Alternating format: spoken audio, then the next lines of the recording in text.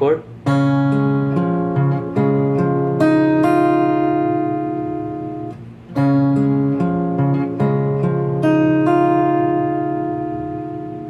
Yan ay sabay ang bass at saka yung second string.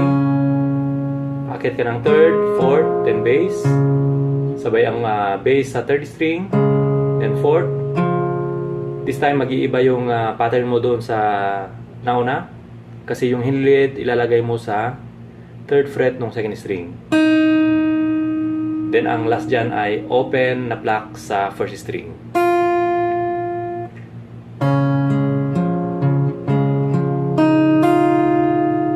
Ganun lang. Sa E minor ay ganito naman. Ang pinag-iba lang niyan ay yung unang tatlong bilang. Yan ay sabay yung bass at saka first string na open. Then second, third string, bass. Ulitin ang bass sabay sa third string. Then fourth, second, third.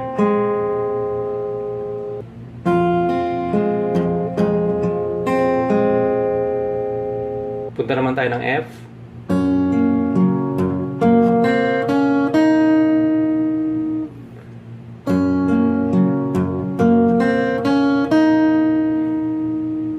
Yan ay sabay yung bass sa second string, first fret, akit ng second string, third string, then isang bass, another bass sabay sa third string,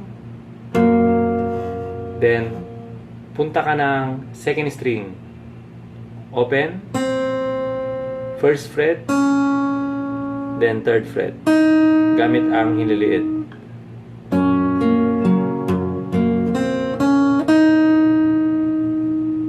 Then dito sa last chord ay C over G at saka G. Over G yan kasi yung bass mo ng C ay sa bass ng G. Mula sa F,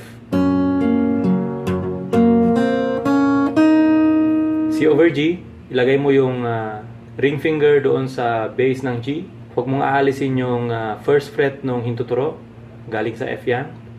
Baliganyan yan ang maging kalabasan. C over G. Ang gawin mo ay ganito.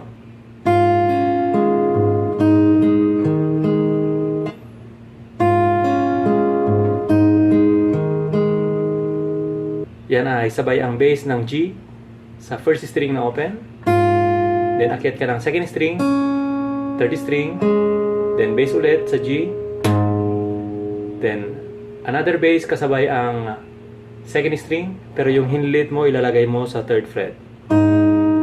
Then third string, fourth string, balik ng third string.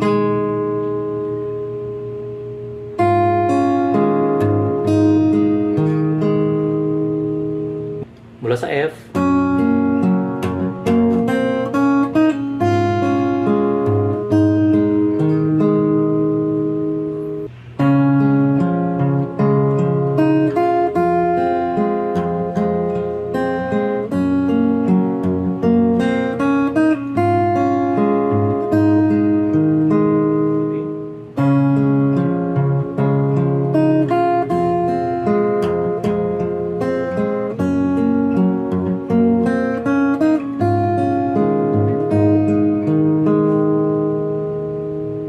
okay, breakdown ng pattern at saka melody.